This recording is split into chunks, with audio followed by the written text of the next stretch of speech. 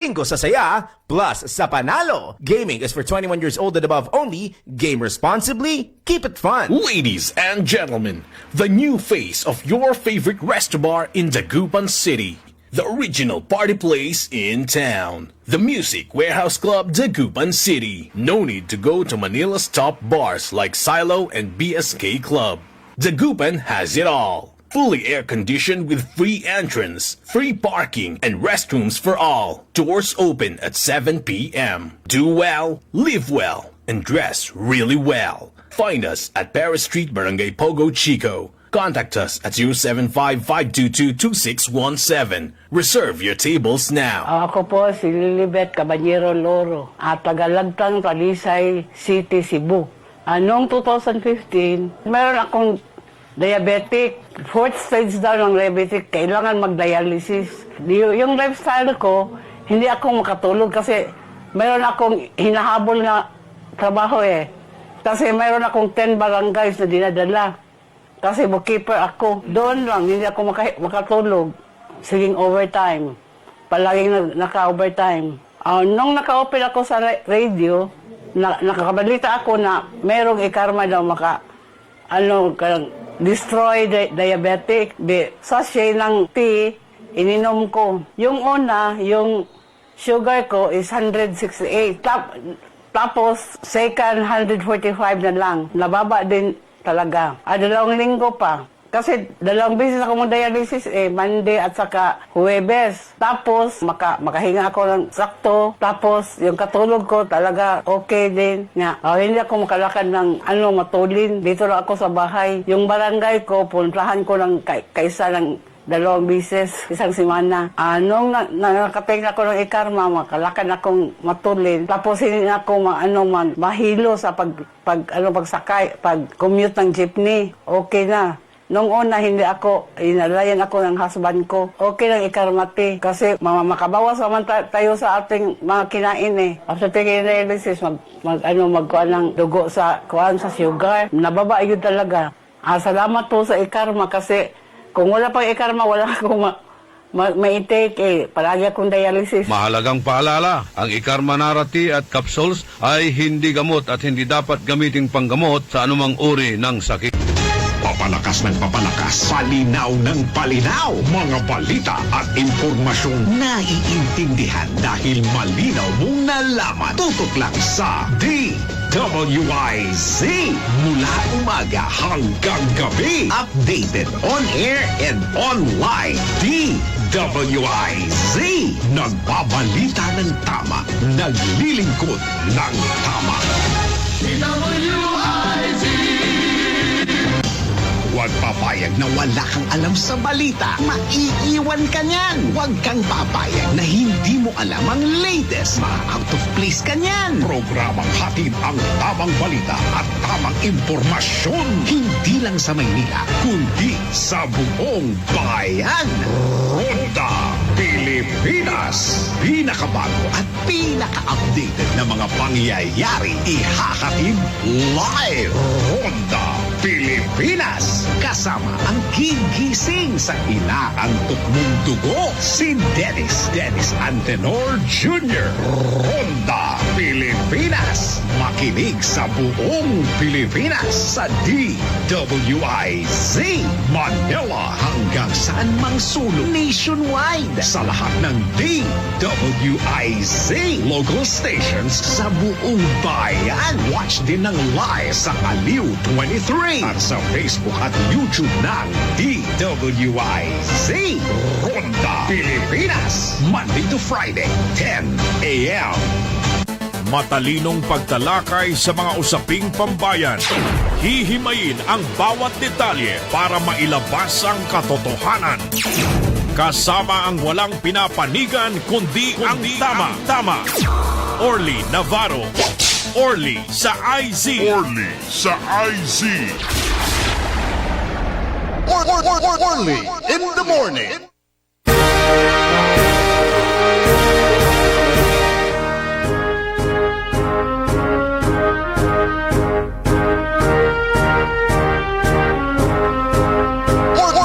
Orly in the morning.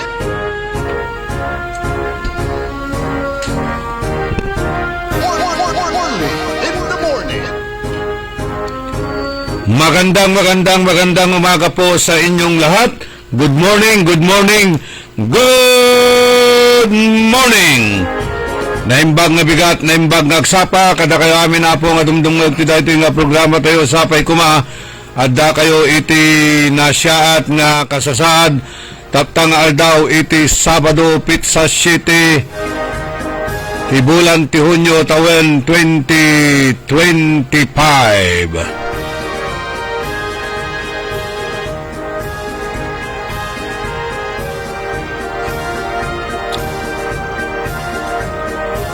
Programan iKarma Health Option.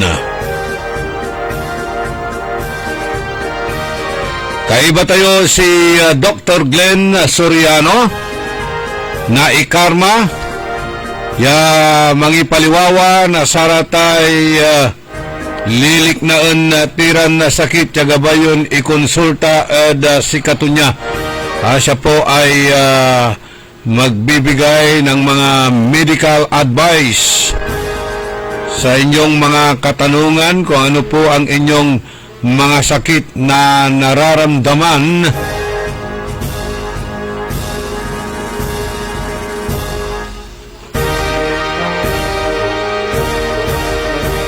Pwede kayong tumawag sa 0968-677-7070 or 0920-854 o 954-8473. Good morning, Dr. Glenn. Good morning, partner Orly, at good morning, world. Buong mundo tayo tungkol, di ba? Yeah, oo. At Na, good morning. napapanood po tayo through FB live streaming Yes, and then ng good morning. ating mga avid listeners. Good morning din sa mga nakikinig dito sa ating mga radyo, yung mga walang TV dyan, yung walang basta radyo. Maglalakad ako dyan lagi sa naririnig ko pa rin sa mga radyo. Kahit hindi mo napapanood, maganda pa rin boses mo. marami tayong mga avid listeners sa mga bahay-bahay, sa mga motorista. Ang daming nakikinig sa atin, Doc, while driving kung saan man sila papunta ay yun, kailangan natin mag-ingat-ingat sa pagmamaniho, lalo na tagulan, slippery when wet na sinasabi po natin. Yes, kung natutuwa na rin ako na nakikiliti ako doon sa mga naglalakad ako. Marami ako nakikilala. Mamaya sasabihin, Doc, kayo pala yung boses sa radyo. Nakita ko na yung live personal. Salamat na sa inyong mga compliment at pagkikinig nyo sa akin. Pero naman, ang gusto ko, i-apply nyo naman yung sinasabi ko sa inyo. Hindi lang yung pinapakinggan, kung hindi, gawin nyo. Mas maganda yung action. Yun. Okay, ang number po ni Dr. Glenn Soriano is 0916-672-6056 or 0919-991-7986. Nakikita nyo po sa ating screen. Pwede kayong mag-text, magtanong, pwede kayong tumawag, mag-chat. Ano man ang inyong katanungan, ano man ang inyong mga karamdaman, yan po ay sasagutin ni Dr. Glenn Soriano at mabibigyan kayo ng mga medical advice. At yung mga naka-text at nasasagot ko naman, pero meron din na nakabitin dyan, ay pasensya na lang. Ito, marami rin ako ma-activity sa araw, pero yung message hindi naman nawawala sa cellphone ko, at pag ako may free time, at sasagutin ko yan. Huwag kayong mag-alala at konting patience lang at makakarating. Oo, busy naman si Doc kasi daming mga binibisitang mga lupain niya na kanyang inaasikaso sa ngayon. Okay, Doc. Nakaka-alarma itong sinasabi ni Secretary Herbosa ng Department of Health na kung saan 500% tinaas ng kasong HIV, immunodeficiency syndrome ba ito? Yes. HIV? Yan ang i-clarify ko sa mga nakikinig, yung term dyan na HIV at saka AIDS, AIDS. Okay? Yung HIV, yan ang human immune virus. Yun ang virus. Immune deficiency virus. Okay? Yung AIDS, yun ang ginagawa niya. Pag nagkaroon ka ng infection galing sa human immune virus, magkakaroon ka ng autoimmune deficiency syndrome, AIDS. So yan. So yung HIV is the cause. Yung AIDS is the condition na mangyayari. Okay. Ganun yun. So yun ang kasi sabi pa ng interchange, magkaiba ba yung HIV tsaka AIDS? Hindi. Kasi yung AIDS is an autoimmune deficiency syndrome. Ibig sabihin yan, itong immune system mo, may diferensya. Mahina na. Mahina. Okay, may kagagawa na. Yung virus yung virus lumusob doon sa bone marrow o kung ano yung lugar na gumagawa ng immune defense na yung gamit.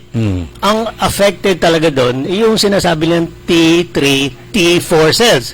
Yan yung T3, T4 cells. Yan yung pinaka-army. Yan ang sundalo ng katawan natin. Pagka meron ka infection, detect kagad ng katawan mo, magpapadala yan ng T3, T4 cells. Yan ang papatay ng bakterya agad. So, ang epekto ng HIV, yung AIDS. Yun. Ang sakit is AIDS. Ang cause ng AIDS is HIV. Yun. Yun, okay? So, ano nangyayari pag na-infect ka ng So, AIDS? kung mahina ang immune system mo, madali kang makapitan. Correct. Okay. So, ang tagal na natin tinuturo ito. Yung immune system is composed of so many different things sa katawan natin. Isang component ng immune system is yung white blood cells. Ang white blood cells, marami din klase yun. Isang klase yun is yung T3, T4. Ganon. Yun ang mismo sundalo. Yan ang lumalaban, yan ang umaatake. Pag merong pumasok na bacteria, virus, ganon, labas ka agad yun. Yung lalaban ka agad yun.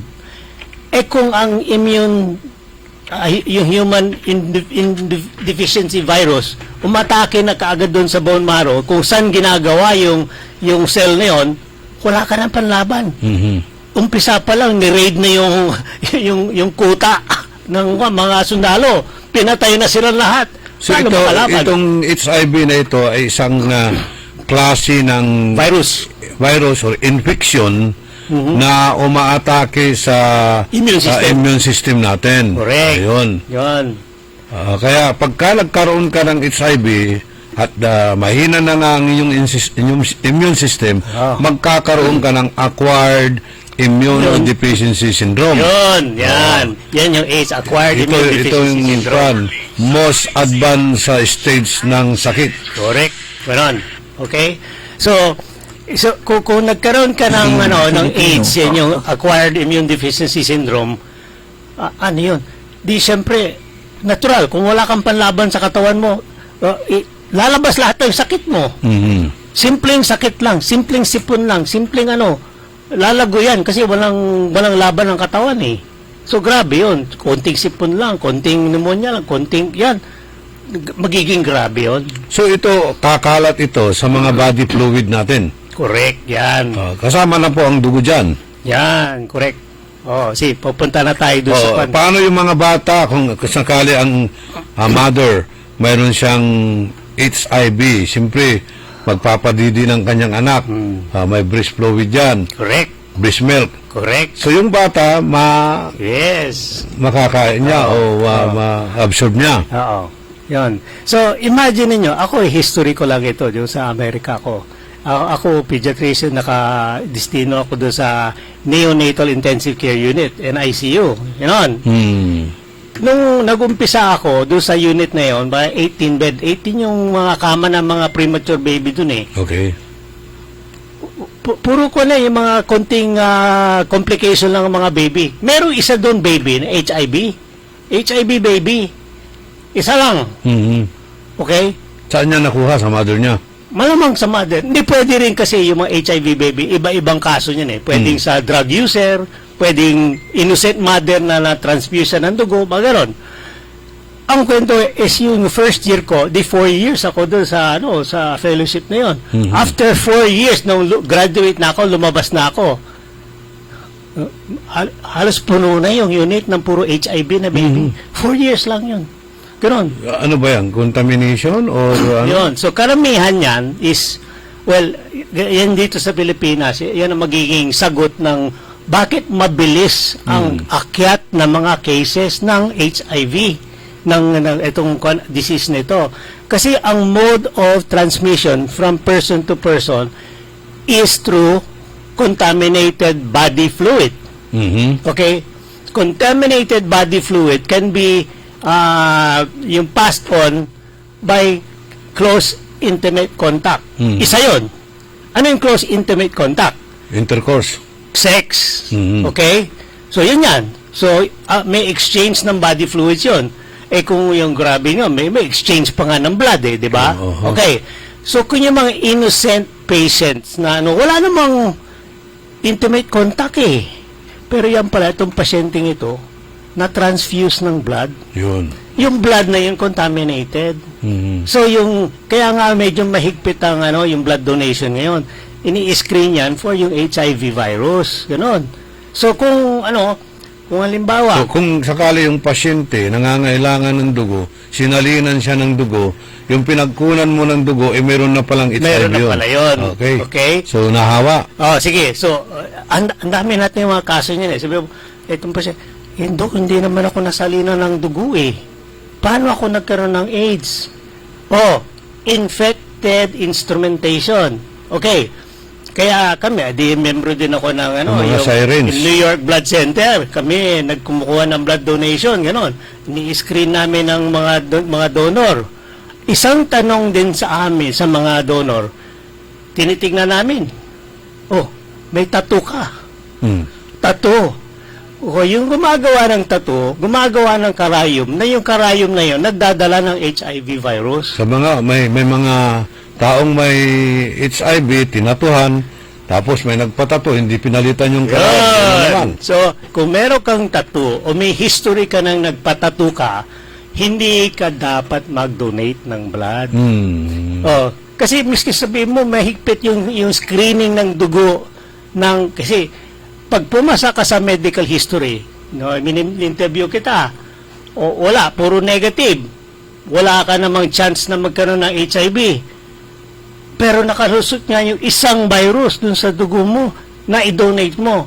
O dito sa laboratory, meron talagang matinding screening para sa HIV virus. Bakit bawal sa mga may tattoo ang mag-donate ng blood?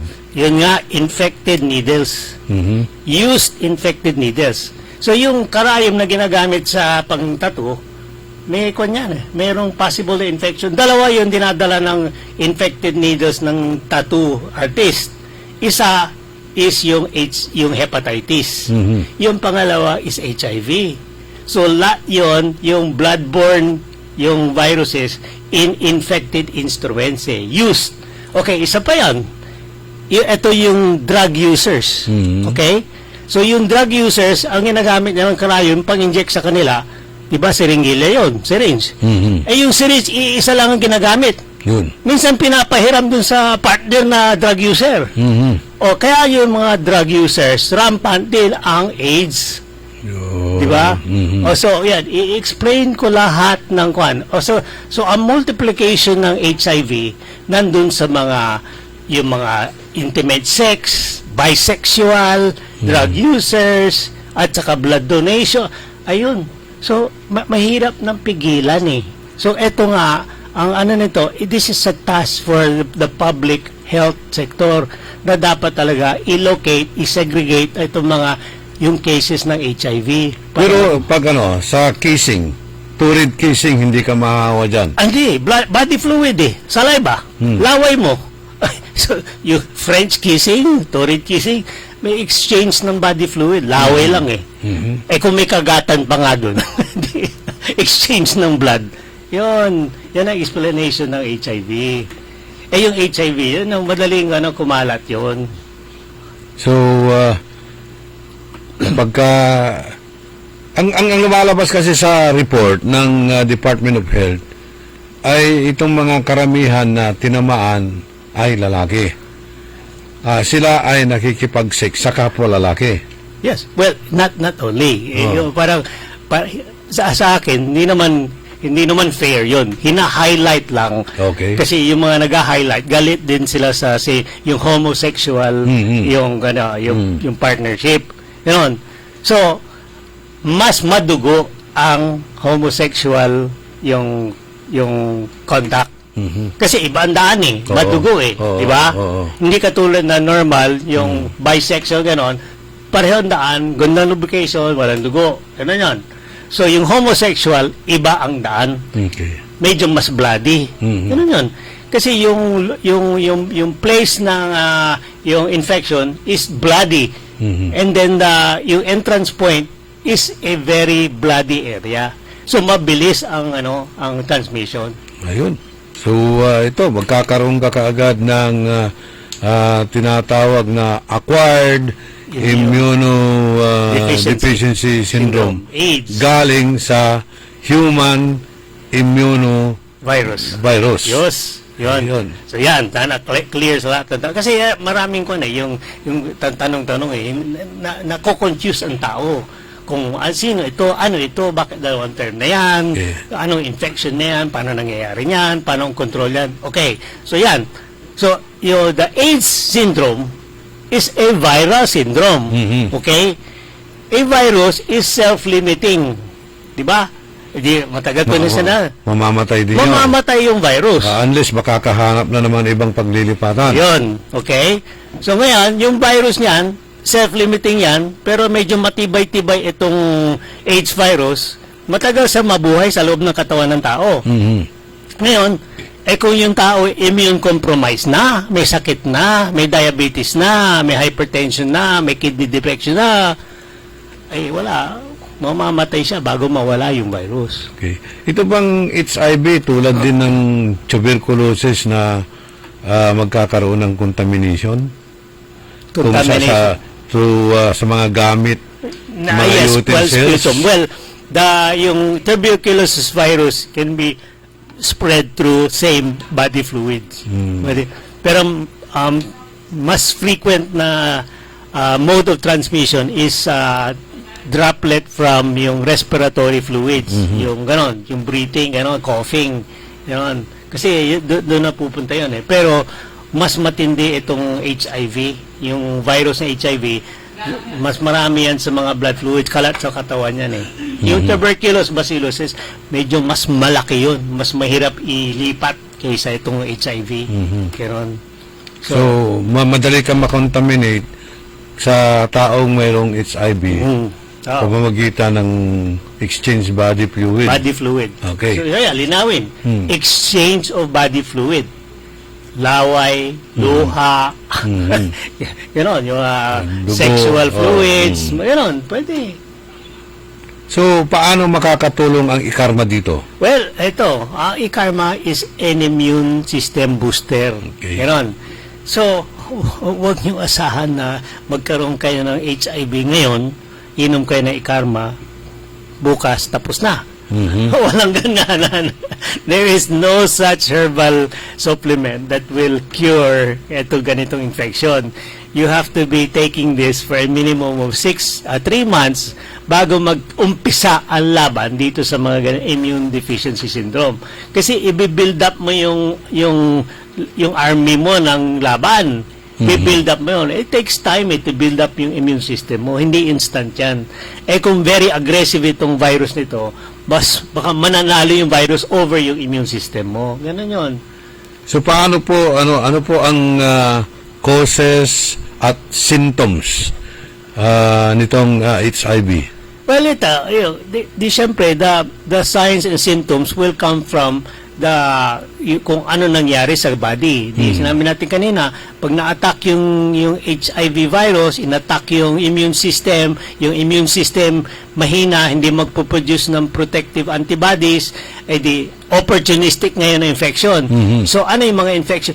Kung dati-dati healthy ka, wala kang sipon, di ka inuubo, yung konting skin infection lang, wala ka agad. Ito, madali kang tamaan ng sipon at tumatagal yung sipon mo. ubuhin ka kaagad, tagal-tagal ng ubo, hindi maalis. Ito yung mga kati-kati sa katawan mo, hindi matanggal.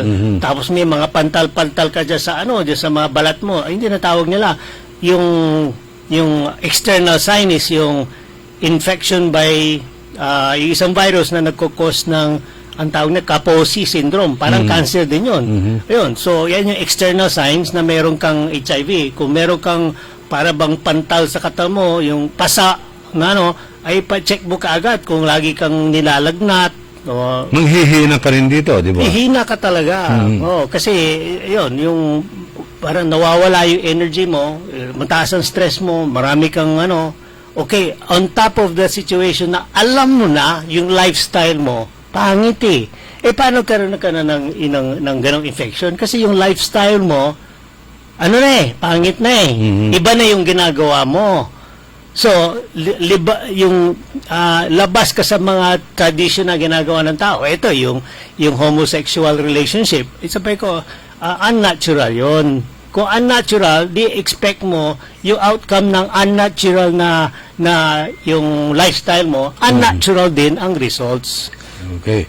So, itong kwan dito, itong tinatawag nating sexually transmitted disease. STDs. Kasama yung syphilis, gonorrhea, HIV. These are all because of the intimate sexual contact.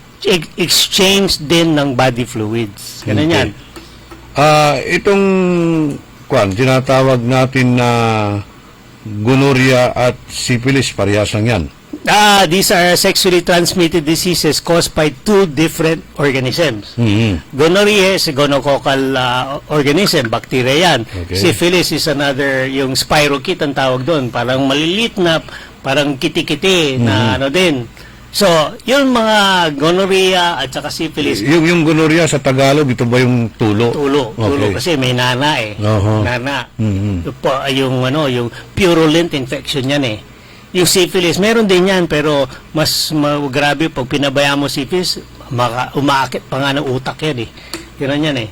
So, etong dalawa, syphilis, gonorrhea, meron talagang antibiotic yan. Okay. Pag tinamaan ka ng gonorrhea o syphilis, tamang gamot, 1 linggo, tapos na.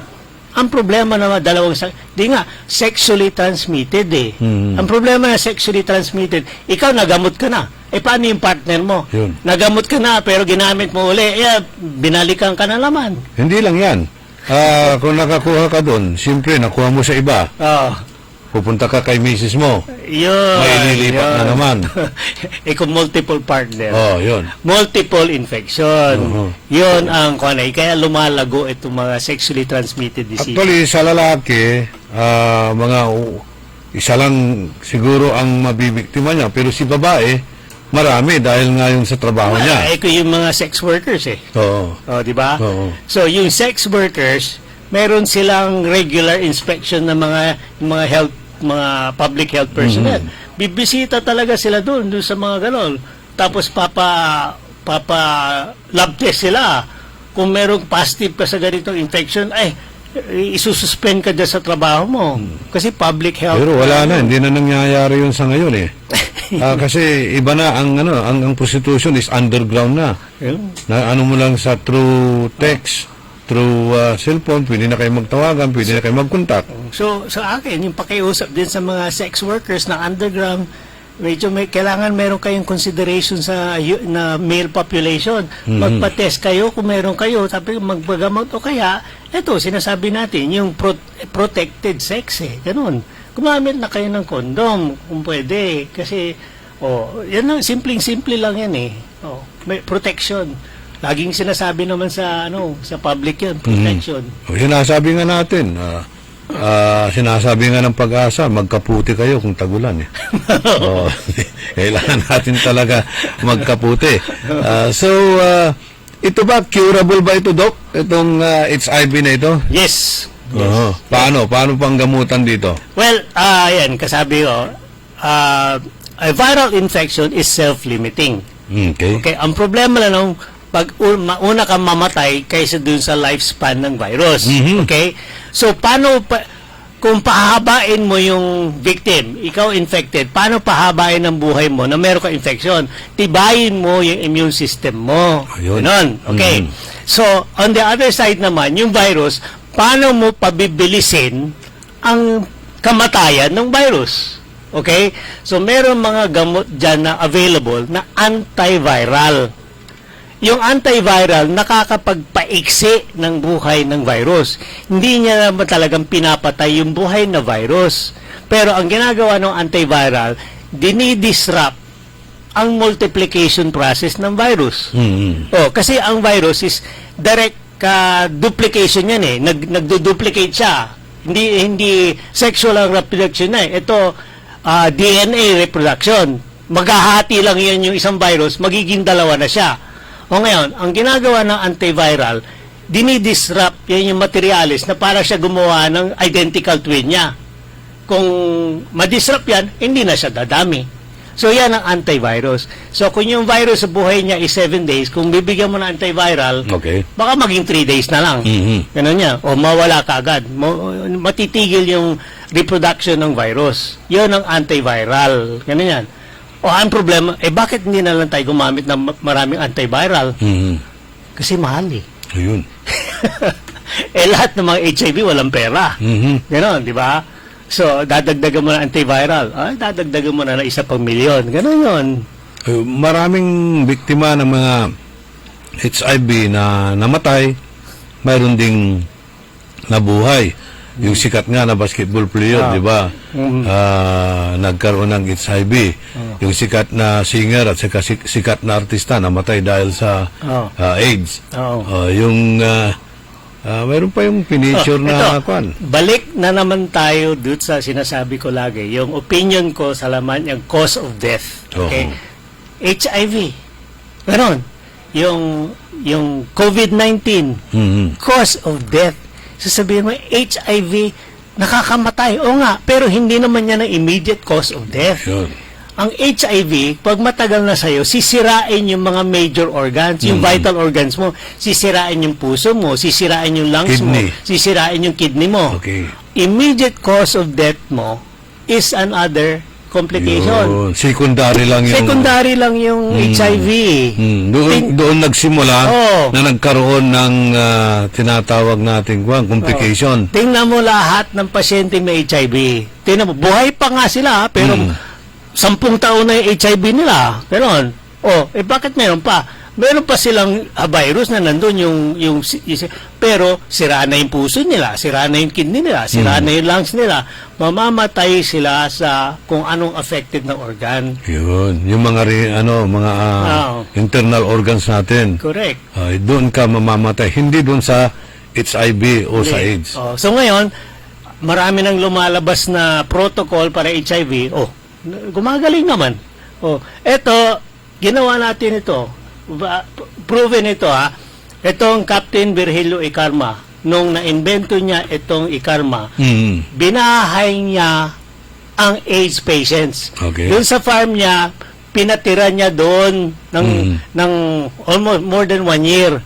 Ang instruction sa kanila, yan, trabaho kayo dito, tulungan sa farm. Parang ginawang clinical trial. Yun. Okay. So, binigyan siya ng continuous supply ng Icarma, yung kanyang ginawa. Okay? So, ang starting point is depleted ang kanilang T3, T4 count. Yan o. Kung ma-diagnose ka ng HIV, kailangan yung T3, T4 counts mo doon sa blood test is almost zero wala So, yung mga pasyente ni Virgilio Icarma, binahay niya for so long, ang ginawa lang, pinakain niya at binigyan niya lang ng everyday ng Icarma. Okay. Starting T3, T4 counts, almost zero. No, after 1 year, normal na kanilang T3, T4 counts na wala na yung kanilang symptoms ng HIV. So yun, nagamot sila. Pero pwede ba natin sabihin? Hindi, personal clinical trials niyan Kaya niya pinupush itong Icarma. Kaya sinasabi niya, ito ang isa sa pinakamalakas na immune boosters na kailangan ng mga AIDS patients. Subukan nyo yung mga AIDS, inom kayo ng Icarma for 1 whole year, pero kunin yung baseline na T3, T4 counts ninyo at kumpara nyo the next year. So, anong nangyari dun sa mga patient na yon na kanyang inaruga? Ha? Well, bumalik sila sa normal buhay. Kung bumalik man yung HIV, yung symptoms, pwede naman. Hindi natin sila permanent cure yun, pero pag bumalik yung dati mong T3, T4 count, ibig sabihin mo, malakas na immune system mo, pwede mo na labanan yung HIV. Ano yung T3T? Well, the Counts. T3, T4 is the name of yung white cell Okay. na yun yung unang first line of defense sa infection. Yun. Yun, pagka meron ka nga, di ba sabi kanina, kung meron kang infection, ito yung immune system mo, magpapadala ng sundalo. Yan ang T3, T4. Papadala nila yun. Yun ang unang lalaban. Kung wala kang maipadala, Wala. tapos ka na. Okay. Balikan po natin yung issue na yan, Doc, kasi may nagtatanong dito. Sabi, i-karma user po ako. Si Usilita ito, Usilita Raymond. I-karma user po ako since October 2020. Wow, thank you. Okay po ako noon.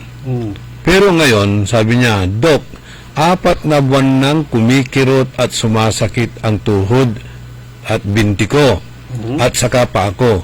Kaya ang ginawa ko ngayon, 2 kapsul ng ikarma sa breakfast, lunch at sa dinner. Wala pa rin pagbabago. Natural po ba sa diabetic patient gaya ko, Doc? Salamat po, sabi niya. Tanong Well, ngayon. kailangan talaga, hindi naman simple ito. Kasi kung gano'ng katagal ka umiinom ng ikarma, malamang boosted na immune system mo, binaba yung blood sugar mo. Ang problema, yung residual damage ng mga joints, etc., baka nandun pa rin. Alam niyo yung buto, pag nasira yan, nabali yan, o na-corrupt na yun, mahirap nang baguhin yun. So, may residual damage. So, yung residual damage can lead to yung further pain. Ganun yun eh. So, ang kailangan natin gawin dyan, yung sa pasyente, is kailangan natin i-examine yan through traditional methods.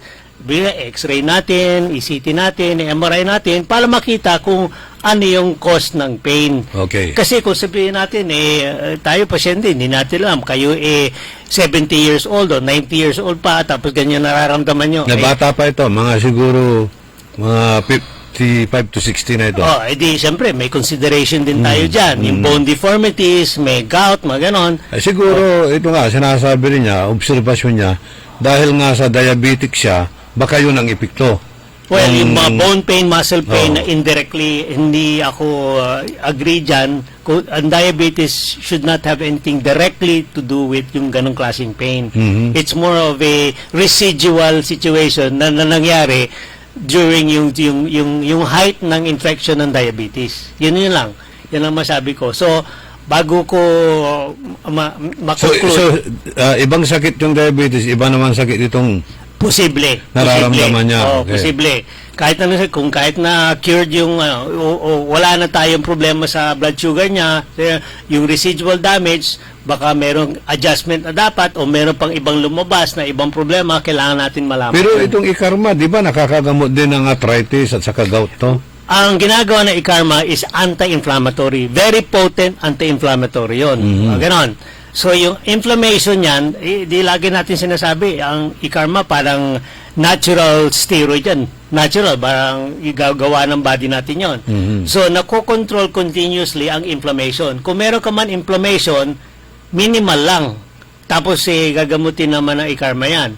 Pero kung matindi infection mo o meron kang talagang malaking problema sa buto, tuloy-tuloy inflammation, baka lumago pa yan, baka ganun na nagiging problem. Kaya nga, kailangan natin investigate yun, yung particular situation niya.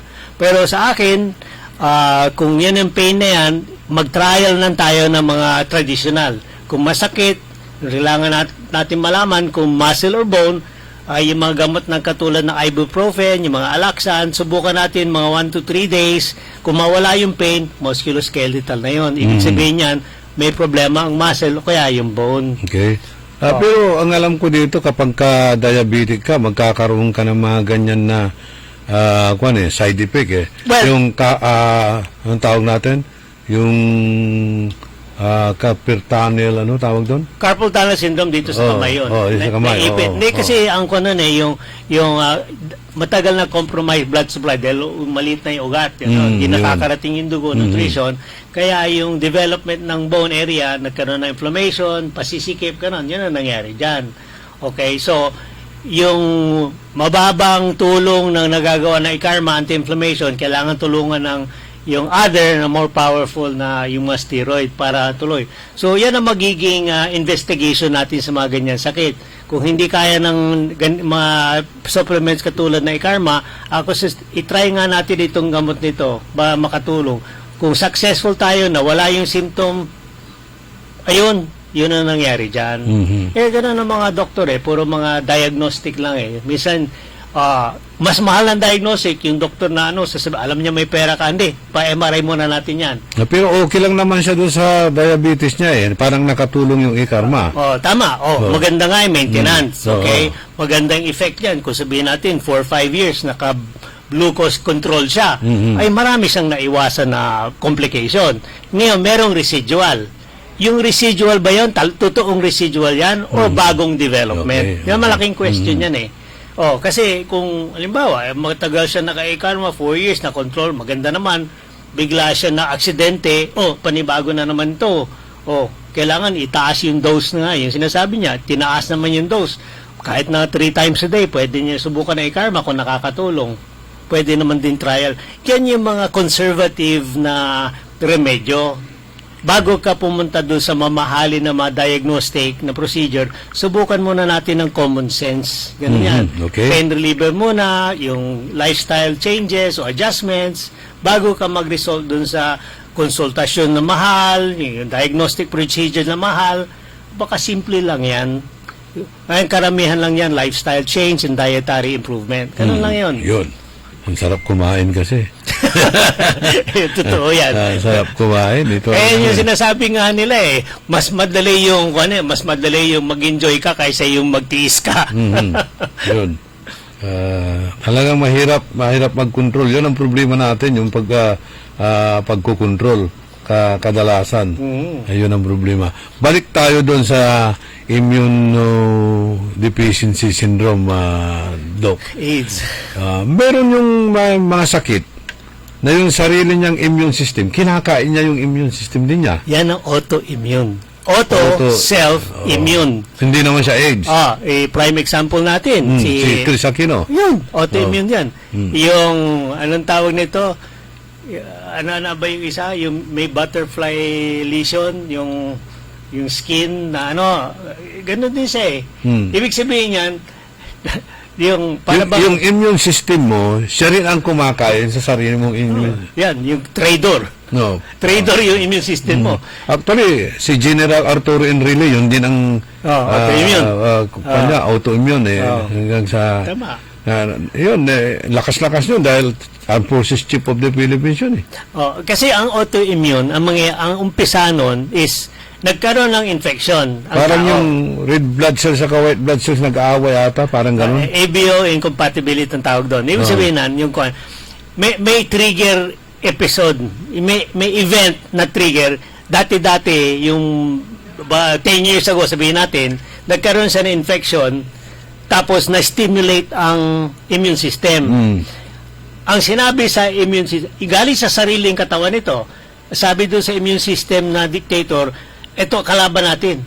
Yung kalaban pala, parte pala ng katawan niya. Di gumawa na may immune system ng panlaban doon. So sila naglalaban. Sila. So, nag-produce siya ng antibody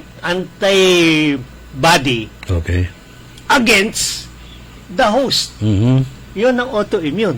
So, produce yung immune system ng antibody kontra doon sa sarili niyang katawan. Immune system din. Tuloy-tuloy yan.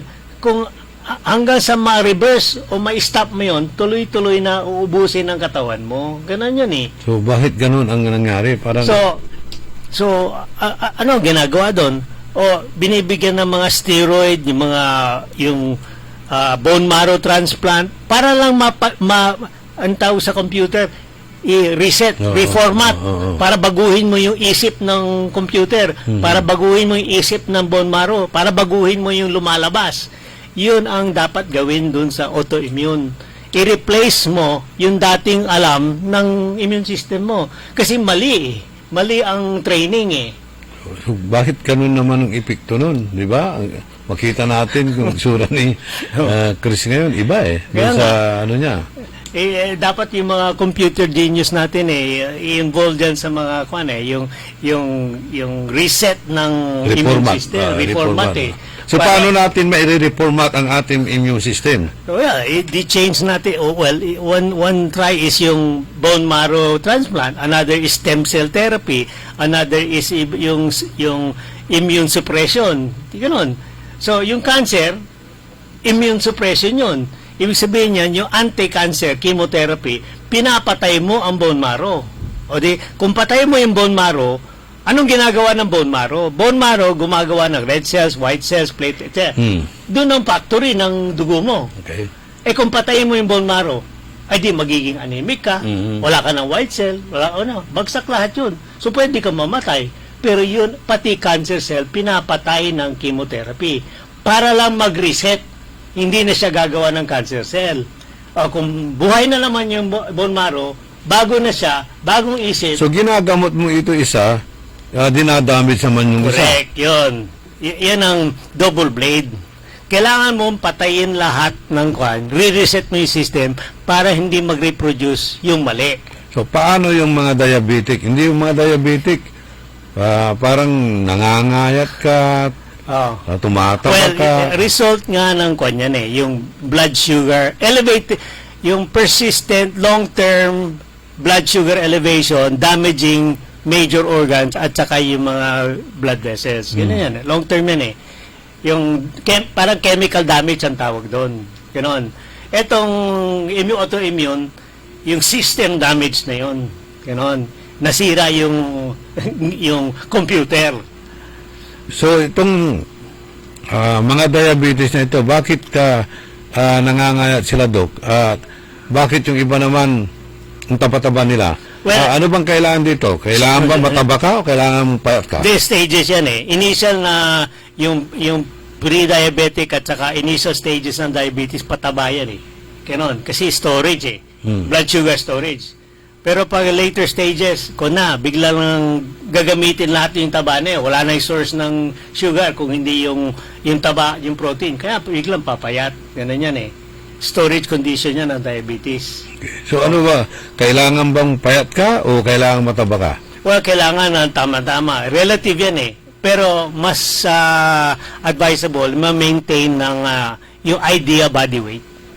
Kasi per height, body mass, etc., merong idea, merong numero eh. Sa height mo, merong certain weight na re-retain mo. Karamihan ng tao, nasa 50 kg to 60 kg based on yung height na 5 to 6 feet, ng ganon. So, may maintain mo. Pero kung 5 feet ka lang, timbang mo 60 kilos, hindi match yun. Kung height mo 6 footer ka, pero ang weight mo 100, ang weight mo is 50, para bang mali eh. Dapat kung 6 footer ka, 65 kilos ka, ganun yun. So, madali naman sabihin yan ng doktor. Sabi ko, ang tagan, merong payat-payat mo. Dapat dagdagan mo ng konti yung weight mo. Pero kung diabetes ka, paano mo gagawin yun? Ito bang diabetes, Dok? Isa ring uri ng cancer ito? No, it's not really a cancer. It's a deficiency of metabolism ng blood sugar. Kasi parang anay na binubukbuk yung katawan mo eh. Kasi wala yung energy source ng body is blood sugar. Okay? So yung katawan mo, hindi niya nakukuha yung binibigay mo sugar eh. Kasi hindi natutunaw eh. Binibigyan mo na nga. Yung natural sugar ang mumula sa body. Oo, yun. Hindi kasi yung mga artificial. Pag kumain ka ng matamis, yung sugar, lahat, papunta mo na sa, sa i-absorb ng intestine, papunta sa liver, may metabolize yan into yung form of sugar na glucose na pwedeng gamitin ng katawan. Hindi yung ito yung insulin. Hindi, yan yung insulin, yan yung combination yan, yan ang hatakin niya sa loob ng cell para magamit yung sugar na yun. Kasi ang pancreas siya ang nagpo-produce ng insulin. Yung insulin, Okay. yan ang mediary para makuha yung sugar mula dun sa blood. Yan yun. Ipapasok yun yung insulin ang magpapasok ng sugar dun sa loob ng cell para magamit yung glucose. Yun. Okay, kaya kung cancer ka, may cancer patient ka at mataas ang sugar mo, kakainin niya lahat yun. Kasi yung cancer cell, matakaw yun sa glucose. Yun ang pagkain niya. So kung marami kang mataas ang sugar mo at mayroong tendency ka maging cancer, ay mas mataas ang chances mo na ma-develop mong cancer. So may mga bagong mga treatment modules ngayon kasi yung sinasabi natin dito sa diabetes, yung dating protocol ng medication is metformin, hindi na nagbago na isip ng mga specialist ngayon Ang sinasabi nila, ang diferensya nandun sa tiyan natin yung sinasabi nilang yung magdadala ng glucose sa loob ng blood, meron mga problema sa yung proteins, yung hormones na yan, yun ang supplement ngayon. Tinutulungan ng transport ng glucose sa loob ng blood cells. Yan ang therapy ngayon. Marami pa tayong dapat tanungin kay Doc Len, pero hindi pa nga natin itong diabetes. Actually, ito ang main topic natin, pero maganda yung mga paliwanag niya tungkol po dun sa mga HIV na yan, dahil nga po nakaka-alarma na itong Well, in line with yung topic natin, diabetes, ay sasabihin ko sa iyo, yung mga diabetic patients, mag-ingat din, be careful din, kasi if you have a coexisting condition ng diabetes, tapos tinamaan ka ng HIV, mas madali kang vulnerable kang matamaan ng HIV. Kasi yung mga diabetic patients may lamat na yung immune system mo. Gano'n yan. Kasi pangit na yung lifestyle mo, gano'n. So, tamahan ka ng additional virus, mapabigat na naman sa immune system mo. So, yun. So, additional na trabaho yun sa katawan mo, labanan ng yung bagong kalaban, ang tawag natin dyan. So, kaya awareness dapat ngayon. Aware kung diabetic ka, tapos may umiikot na bagong klaseng infection. Nakaraang itong buwan nito. Yung monkeypox, monkeypox. HIV, tapos meron na naman darating na naman ang dengue. Ito na naman itong ang pangalan nun? Si Marites naman, nagkalat na naman ng HIV, COVID-19 na pabalik. Sabi ko, huwag kayong maniwala dyan kay Marites. Alam mo yung COVID-19 yan, gano'n naman mag-uumpisa dyan, i-aalarma na naman ang tao. Pero wala tayong katakutan dyan kung tayo po ay nag-iikarma, di ba, Dok? Correct. Your life on ikarma will be better, kasi sabi ko. Itong compliment ko dito yung opinion ko dito sa mga herbal, yung supplements. Alam nyo, ang tao, para bang laging skeptical dito sa herbal, yung immune boosters. Alam nyo, lahat yan maganda, lahat yan pwede. Pero kailangan, katulad ng loto, kung hindi kayo maglalaro, hindi kayo mananalo Ganon. Dito sa supplement, kasi magtanong-tanong, maging skeptical ka, take you 5 years bago mo umpisahan. Ngayon mo mamili ka na. Ito sinasabi ko na nga sa ikarma, garantisado yung makakatulong sa'yo. Pero kung hindi mo susubukan, hindi mo ma-appreciate, hindi mo maranasan yung benefits niya. Isubukan mo na isang buwan. Kung maranasan yung benefit niya, tuloy-tuloy mo na lang yan. Ganon yan, kaysa wala. Yun, okay. Kay Keisha ng nasa Vancouver, Canada, i-advise mo kay father mo dito sa Dagupan, bumili siya ng ikarma para lumakas-lakas siya. Yan, at makapunta rin siya sa Canada. Yan, bago tayo magtapos, Dok, mayroon pa ba kayong pahabol na sasabihin bago ko isa? Lalo karamihan naman sinasabi ko, importante lang aware ito yung mga nakikinig sa mga yung current ongoing mga conditions, kasi ito kaliwat kalan tinatawagan din ako ng mga complaint regarding itong mga yung current diseases. Ang masasabi ko lang, alam nyo, hindi na natin ma-prevent ang pasok ng mga ganon. Ang pwede natin gawin is protection sa sarili natin. Oo. So, isa, lagi ko pinupush, yung mga herbal supplements, alam nyo, hindi biro yan eh. Maraming malakas dyan on the market. Ang sinasabi ko lang, yung sa akin proven na alam kong effective eh. Effective, mura, available, kapitbahay mo lang, meron na dyan, susubukan nyo lang, at buti pang meron kaysa wala. Yun. Ipagpapatuloy po natin yung diabetes issue next week. Kasama na dyan ang high blood pressure. Dahil magkakibat yan eh.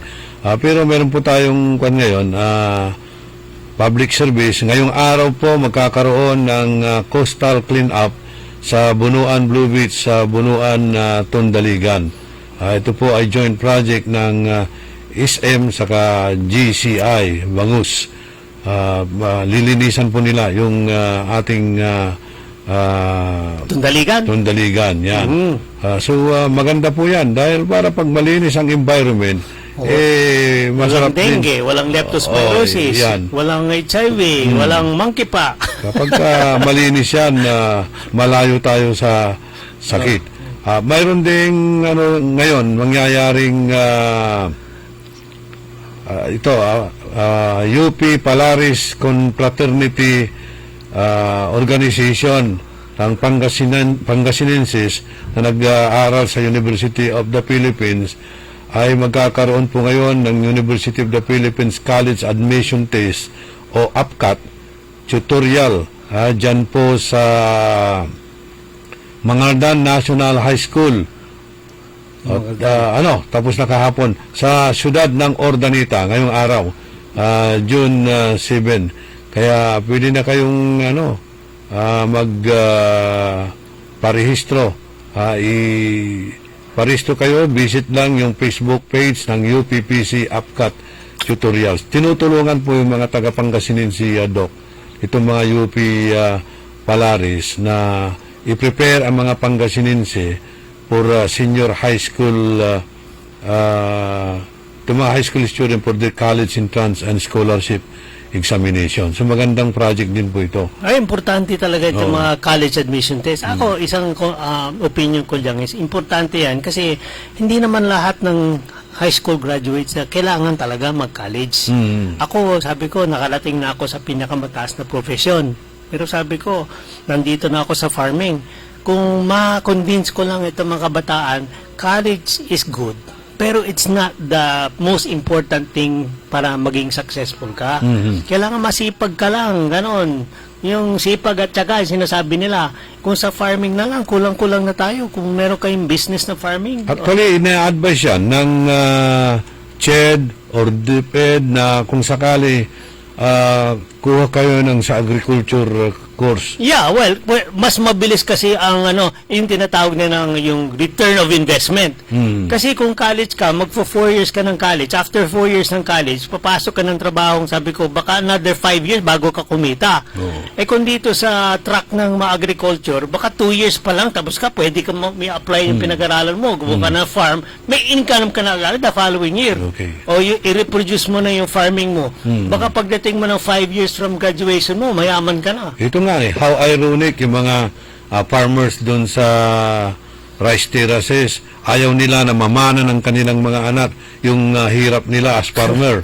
Kaya pinag-aral-aral nila. Ngayon, yan ang talagang wrong thinking. Kailangan kasi ako, lagi sinasabi, in the world, galing ako sa mga entrepreneurial businesses, okay? The top 5 richest people in the world. Sa Canada, sa Amerika, farmers eh. The top 5 richest people in the world have no college degree. O yun, fact yun, sabi ko. So, hindi ko sinasabi na huwag kayo mag-college. Ang sinasabi ko Yun lang... tinalo ng madiskarte ang matalino. So, hindi na sinasabi ko lang, kung wala kang yung potential doon sa college degree, etc., ay mag-farming ka na lang, mas maraming pera dyan. Bakit sa ibang bansa, mas mayaman ang farmer kaysa Oo, ganun nga lang kasi. So nangyayari. Alam nyo, downsize na ngayon ang farming. Okay, pero that's an opportunity. Kung farmer ka, may maliliit, magbebenta na, kunin mo yung lahat ng maliit na ikaw mag-develop ng malaki. Ikaw na magiging hari ng farmer kasi malaki na sa'yo. So your experience being a doctor by profession, ngayon nasa farming kayo. Oo. Anong mas masaya na Ay, farming. Farming. Oo. Hindi, para bang ironical lang to. Magkamali ako sa farming, patay lang halaman. Magkamali ako sa medicine ko, patay tao. At least, kung maski patay yung halaman, mapapalitan mo. Palitan ko na lang. Tutubo uli yun. Pero yung tao, hindi mo na mabubuhay. Hindi, didemanda ka pa. Okay naman yung ni Doc. Talagang yun, reality in life yan. Reality. Okay. Si GC Tulyao, GC Gamboa, si Pros Arino, si Kisha, dyan sa Vancouver, Canada, Mario Ico, Julian Santipolo, happy birthday raw kay Robert Tilio Gomez sa Poblacion Weste, si Napoleon nating lahat, Armando Segundo, Jean Magsano, June Agas, Rini Cruz, si Joselita Gomez Rimon, pakinggan mo yung advice ni Dr. Glenn, si Miriam Dasig Bulatao, Ramil Cloris Balulong, Roberto Nimer, si Manong Ben Hubillanos Benjobi, si Jolens, si Flor Bautista. Yung po mga listeners natin sa bahay, sa mga pwesto, sa sasakyan, magandang umaga po sa inyong lahat. Kasama natin dito si Dr. Glenn Soriano ng Ikarma Health Option. Ako po ang iyong kaibigan si Orly Navarro, nag-i-Ikarma, naglilingkod at nagbabalita ng tama. Orly in the morning. Ako si Josefina Maxino, 65 years old.